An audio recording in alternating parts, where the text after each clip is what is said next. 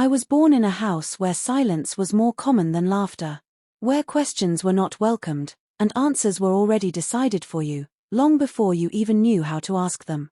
My name is Amina, and this is the truth I've carried alone for so many years. We lived in a small village on the outskirts of Kano, Nigeria. Dust rose from the ground whenever the wind stirred, and the call to prayer echoed through every crack in our neighborhood.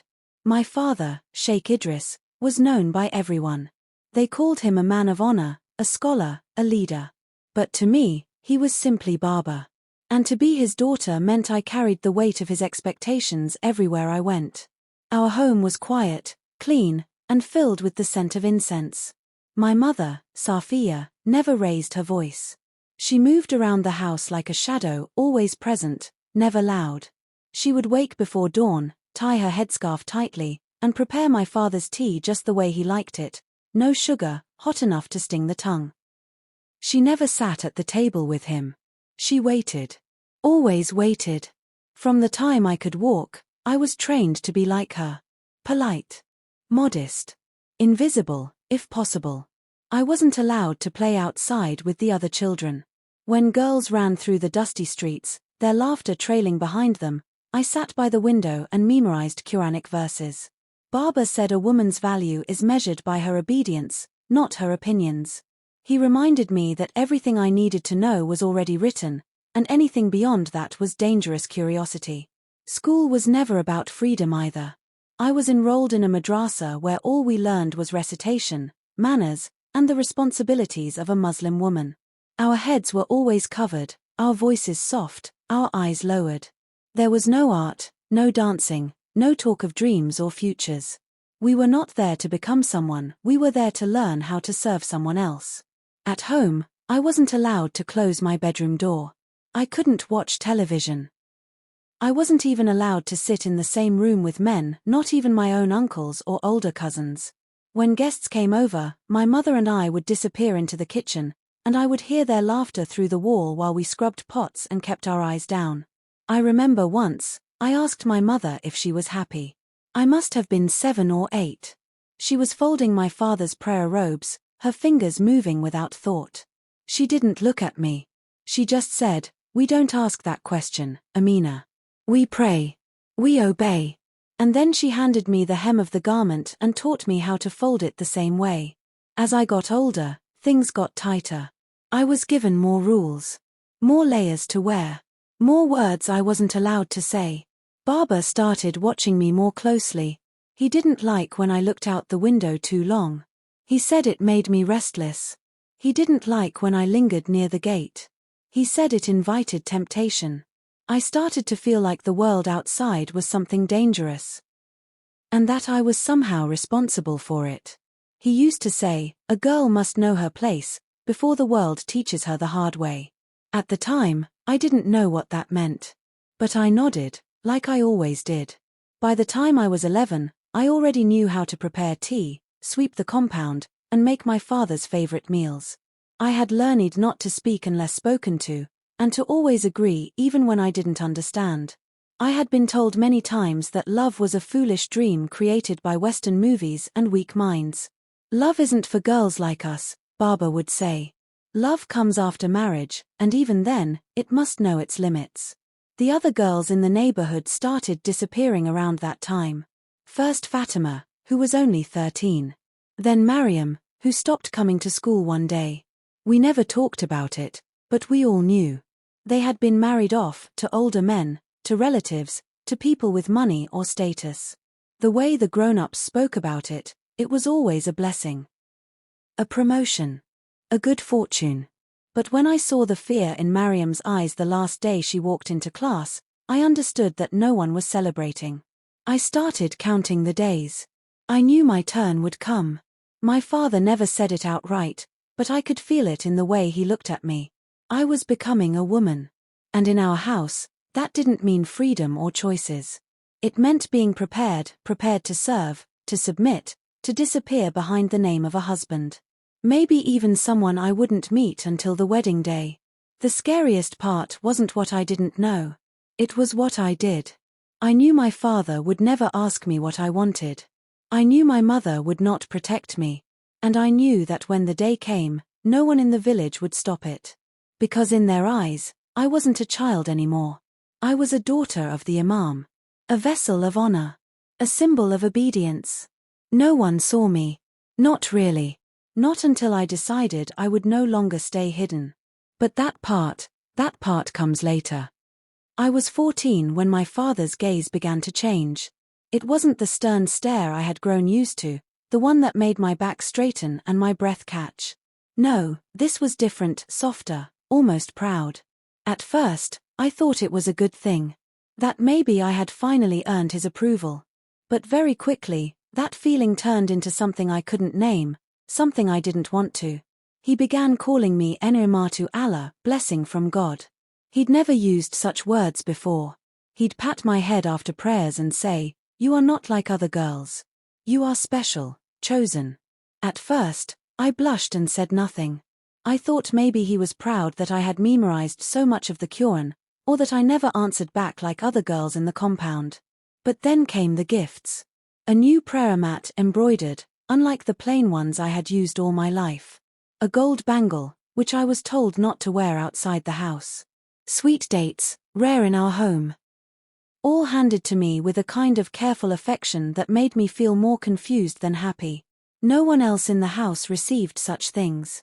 Not my younger siblings. Not even my mother. The attention didn't stop there. My father started calling me into the sitting room when he had visitors only briefly, only to serve tea, but always with a strange smile on his face. He told me not to wear my hijab so tightly, that it made my face look too severe. A woman's softness is part of her beauty, he said once, while looking at me far too long. I remember gripping the tea tray until my knuckles turned white. I tried to convince myself I was imagining things, that I was being paranoid. But the feeling of unease wouldn't go away. Especially when he started talking about marriage. He never asked if I liked someone. That would have been unthinkable. Instead, he began weaving religion into our conversations in new ways. He quoted hadiths about young wives being a blessing to their husbands. He said, "The Prophet himself married Aisha at your age.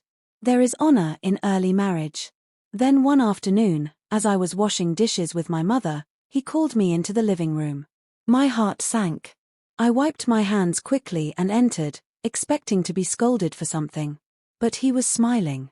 My uncles were there. Some of his closest friends too. My mother stood quietly in the doorway, her eyes lowered. Everyone in the room looked so calm, so matter-of-fact, as if what was about to be said had already been decided long ago. "Amina," my father said, "Allah has placed a special calling on you." The room fell silent.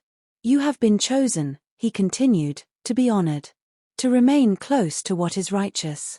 And in his mercy, he has instructed me to take you as my second wife." I remember the way the air left my lungs. The way my body froze before I could even form a thought. I looked at my mother, pleading with my eyes, but she didn't move. Didn't blink. Didn't speak. I was 15. For a long time, I didn't say anything. I stood there, numb. Then I whispered the only word I could manage. "No." I hadn't even realized I'd said it until I saw my father's jaw tighten.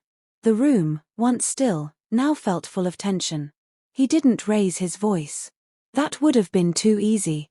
Instead, he said, "This is not a decision for you to make. It is Allah's will. And your obedience will bring blessings upon our home." That night, I didn't eat. I didn't sleep. I lay in my bed, staring at the cracked ceiling, trying to make sense of what had just happened. I had always known that my life was not my own, but now, even my body wasn't mine. Even my future had been claimed, and not by a stranger, but by the man who was supposed to protect me. The days that followed blurred together. I was no longer allowed to go to school. Baba said I needed to stay home for preparation. He began assigning me tasks usually done by my mother. Cooking, ironing his clothes, arranging his schedule. He'd sit in the courtyard in the evening and ask me to recite scripture while he watched. I stopped looking him in the eye. I stopped speaking unless absolutely necessary. I remember one day, I locked myself in the bathroom and tried to scrub my skin raw. I felt dirty. Ashamed. But I hadn't done anything wrong. And yet, I felt as though I had. My mother never spoke to me about it, not once. She just moved through the house like everything was normal. When I asked her softly one day, "Do you think this is right?" she said, without turning to face me, "A woman's duty is not to question." From that moment on, I realized I was alone. Completely. No teacher, no neighbor, no family member would dare confront Baba. He was the imam. His word was sacred. His intentions were holy. Who would believe me over him? There was one time I tried to ask a distant aunt for help. She visited for Eid and pulled me aside to say how beautiful I had grown. I took a risk and whispered, "He wants to marry me." Her smile didn't even fade. She said, "Then you are blessed." Many girls would be jealous of such an honor. And just like that, I stopped hoping for help. I began to count days differently after that.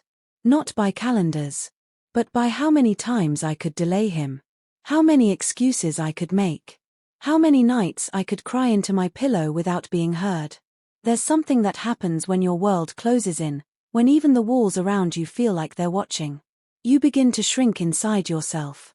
Not because you want to, but because it's the only place they haven't taken yet. But I knew, deep inside, that if I didn't do anything, I would disappear completely. And what came next was both the hardest and the most important part of my life. It got worse after the announcement. I thought maybe there would be a delay, maybe something would change. But my father had already made his decision, and when Baba made a decision, it wasn't questioned, not by anyone inside our house or out. It didn't matter that I was his daughter. To him, I was now a promise he made to himself, to his God, to his ego. And once that promise was spoken out loud, my life as I knew it began to dissolve. The first thing to go was my freedom. I stopped going to school.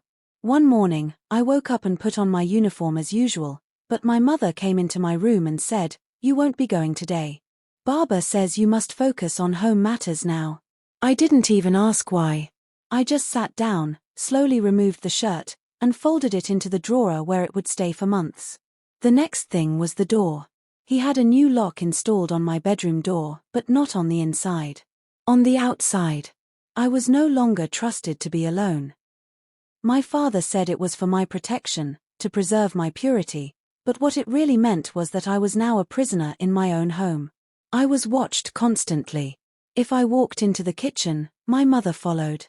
If I stepped into the courtyard, one of my younger brothers was told to stay nearby to assist me.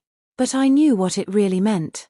I wasn't allowed to be alone long enough to think, plan, or speak to anyone outside our walls. My father took away the old radio I used to listen to when I did chores. He said music was haram anyway.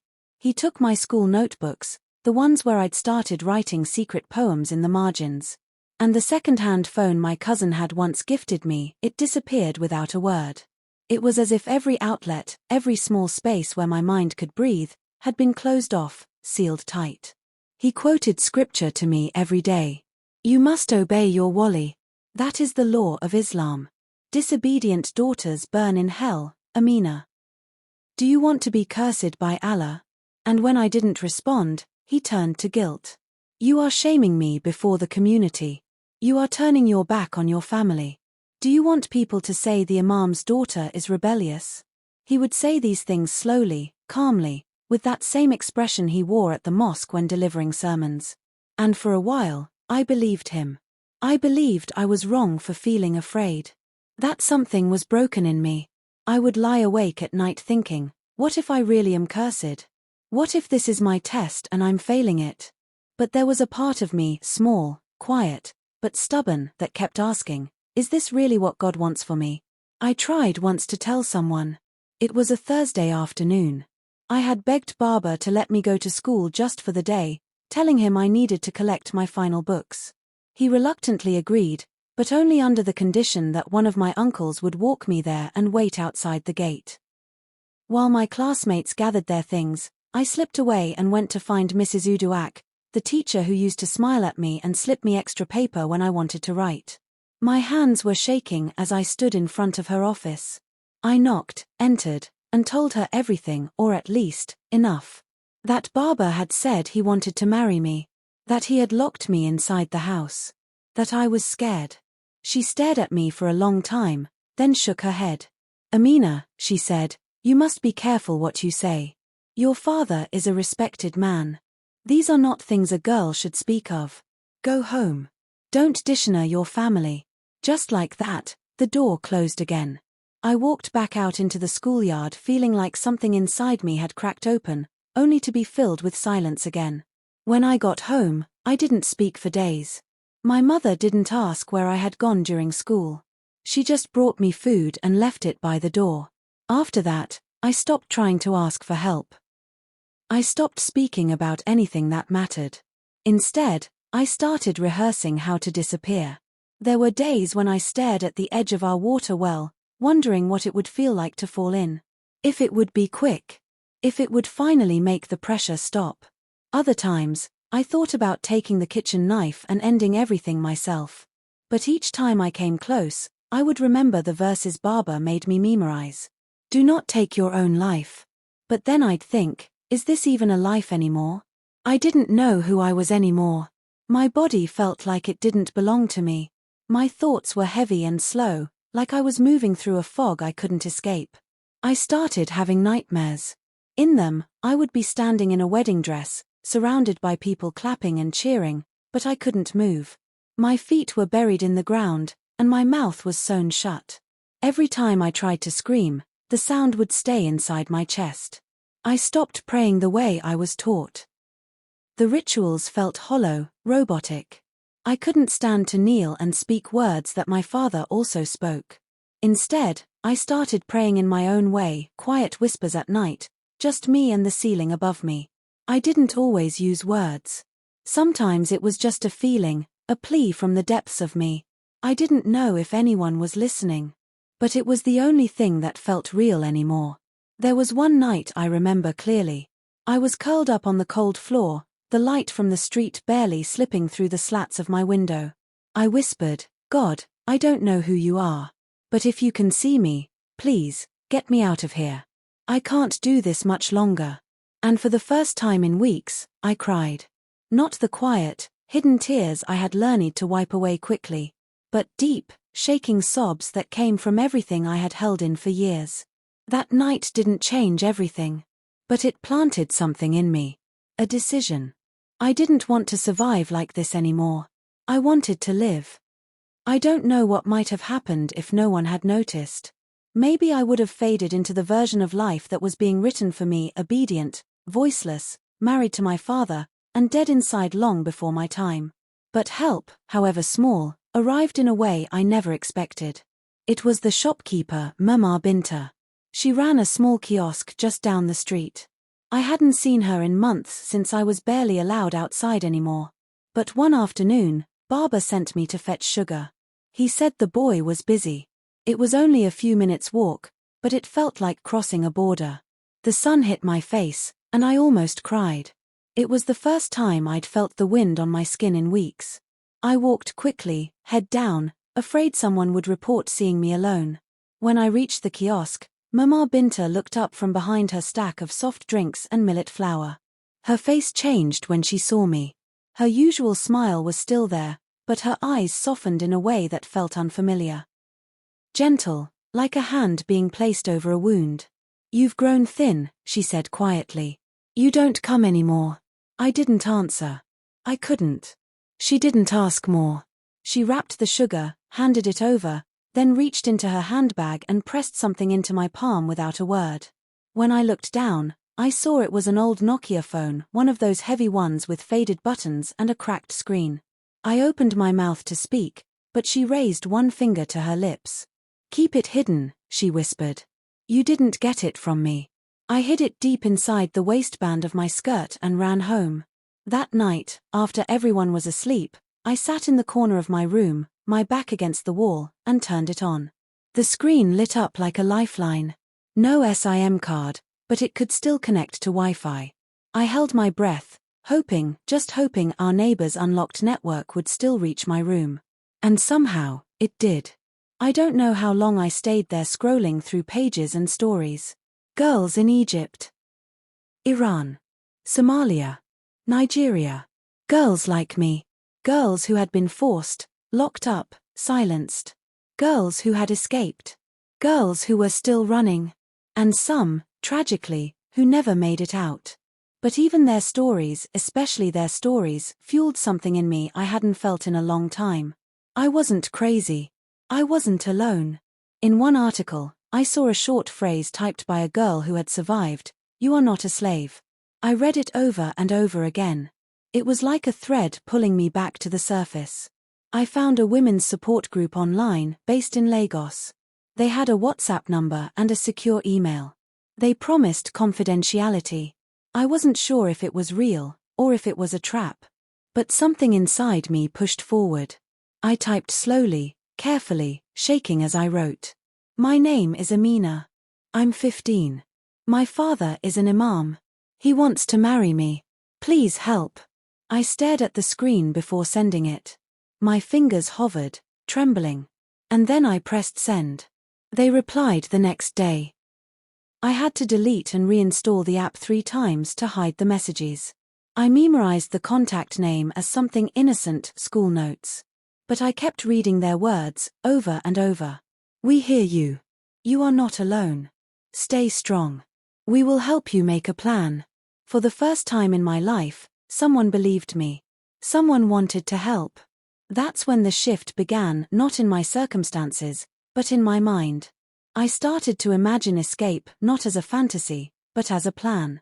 I drew tiny maps on scraps of paper and burned them after memorizing the turns. I watched the guards at the mosque, the times my father left for prayers, the routines of my family. I began storing pieces of dry bread under my bed, just in case I had to run hungry. I sewed a small pocket into my underclothes to hide the phone. I wrote letters to myself when I felt like breaking. You are not weak. You will survive. They don't own you. You are not a slave. I kept the letters hidden inside an old Quran, one with a ripped cover and loose pages. My father never touched that one anymore. It became my hiding place, both for my letters and for my courage. I began to pray again, but not like before. Not with the motions Baba demanded, not with the heavy weight of judgment and fear. I prayed the only way I knew how, whispering, crying, sometimes just lying on the floor, breathing, begging for something, anything, to happen. I didn't know who I was praying to anymore. Maybe it was still Allah. Maybe it was someone else.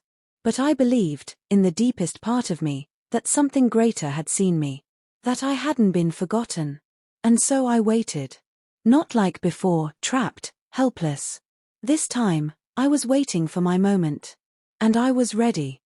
The announcement came on a Thursday evening, right after Maghrib prayers. My father stood in front of the family, holding prayer beads and speaking slowly, as though reciting a holy verse.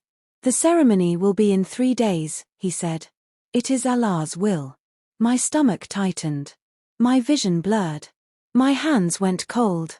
It felt like the room was closing in on me, and yet no one else reacted. My mother lowered her gaze and adjusted her scarf, as if this was just another family decision. My younger siblings looked confused. And I sat there, barely breathing, wishing the ground would swallow me whole. That night, I didn't sleep. I lay on my thin mattress, staring at the ceiling, listening to the sound of my father reciting verses in the next room. It should have brought me peace. It didn't. All I could think of was the white scarf they bought for me last week, the one my aunt said would make me look pure and ready. My body shook with silent sobs. There was no room to cry out loud. I'd rehearsed this escape in my mind 100 times, maybe more. But rehearsing and doing it are 2 very different things. I knew I had one chance.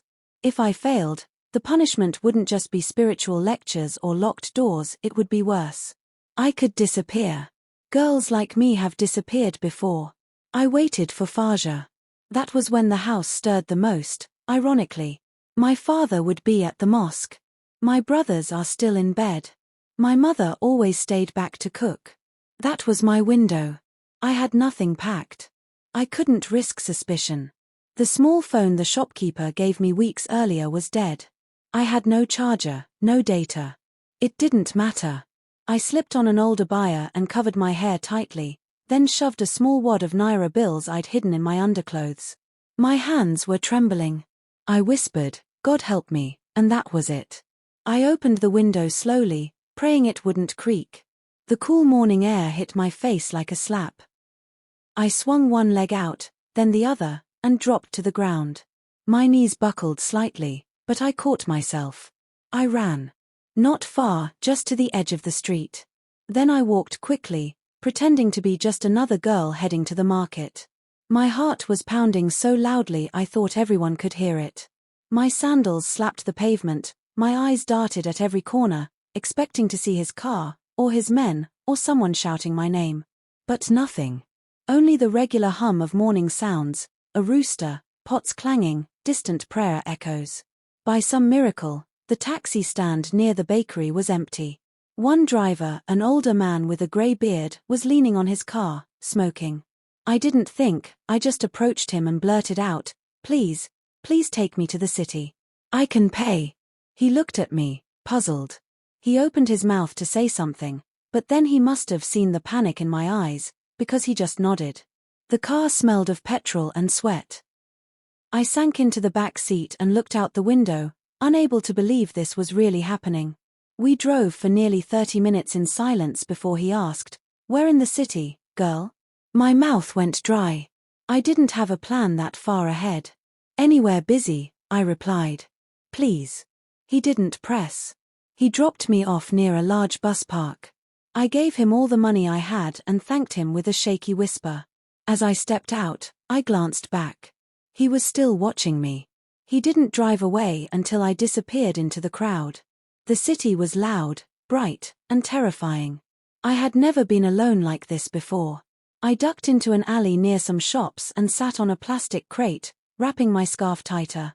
I didn't know where to go. I didn't know whom to trust. And I knew it wouldn't take long for them to notice I was gone.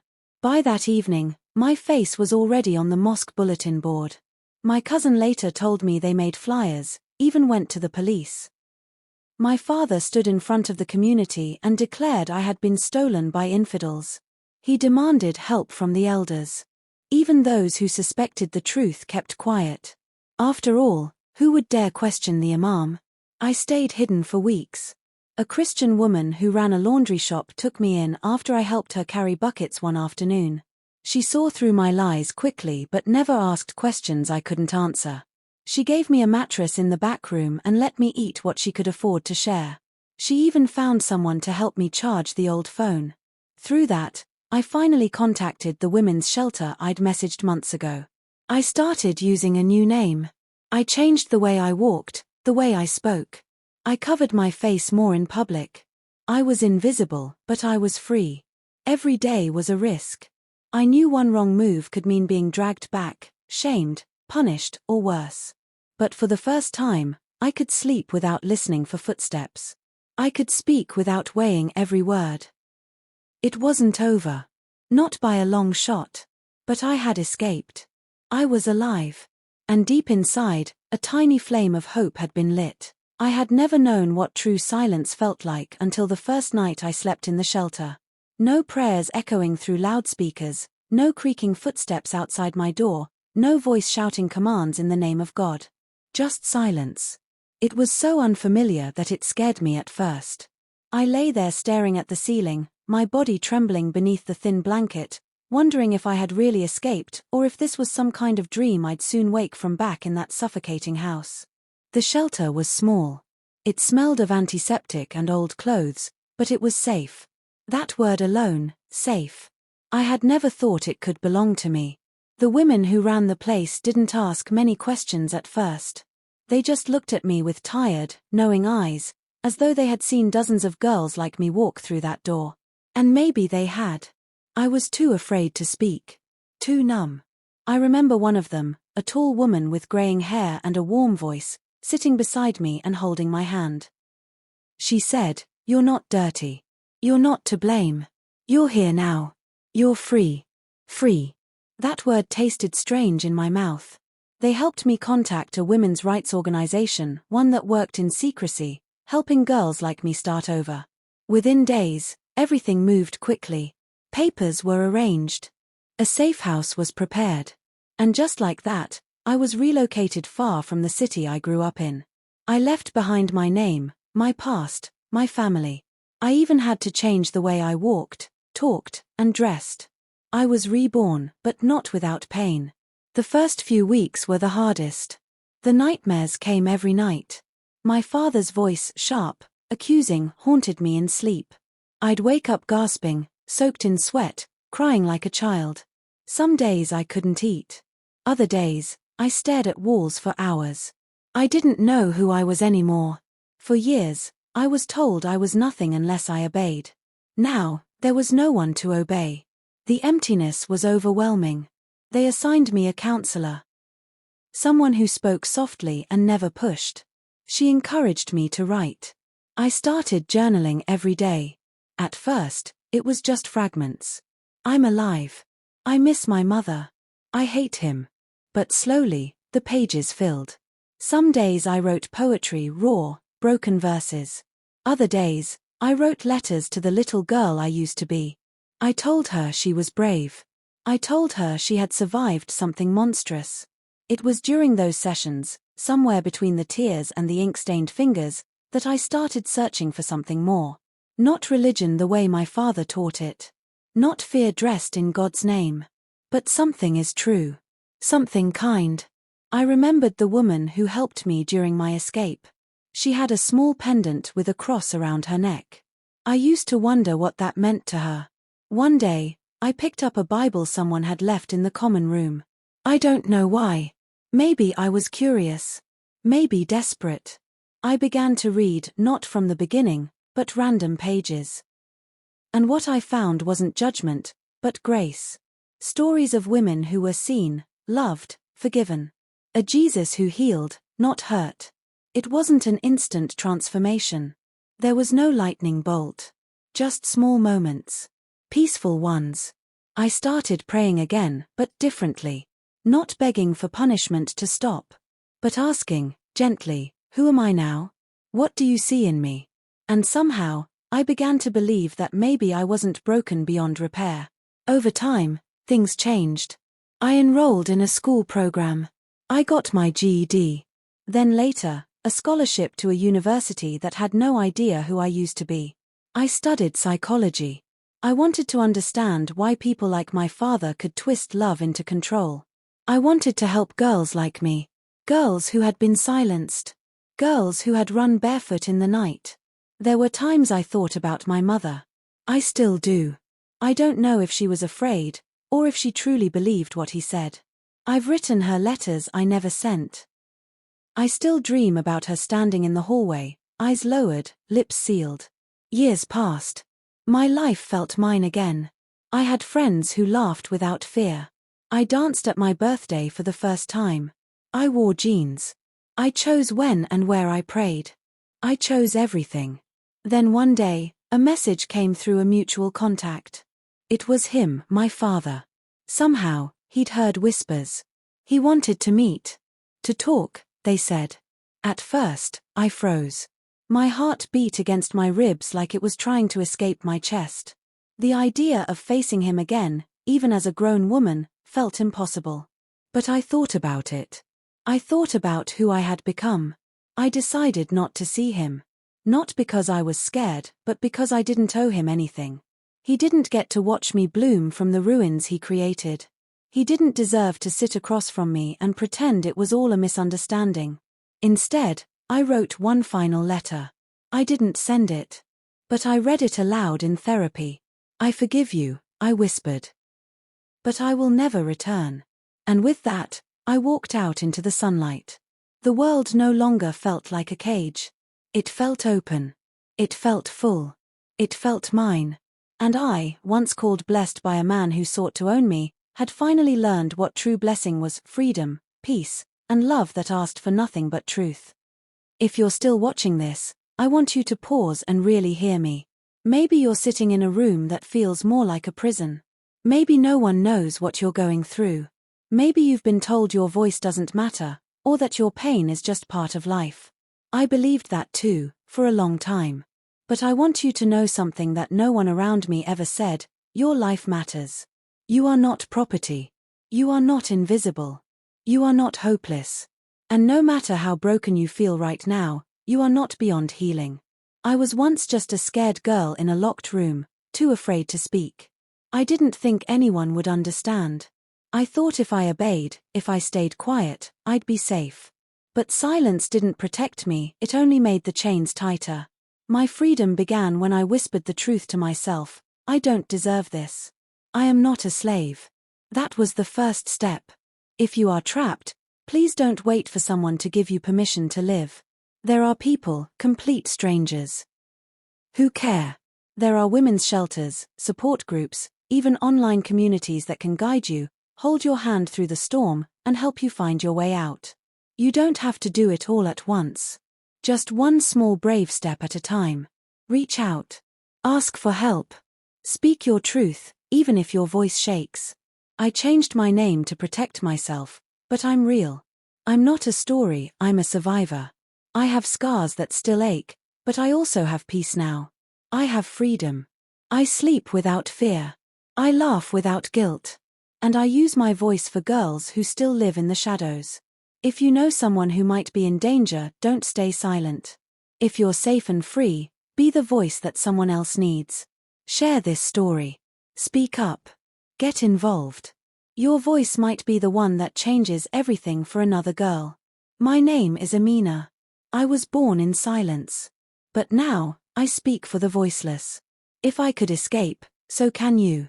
Please like this video, share it, and subscribe to Mysterious Uplift.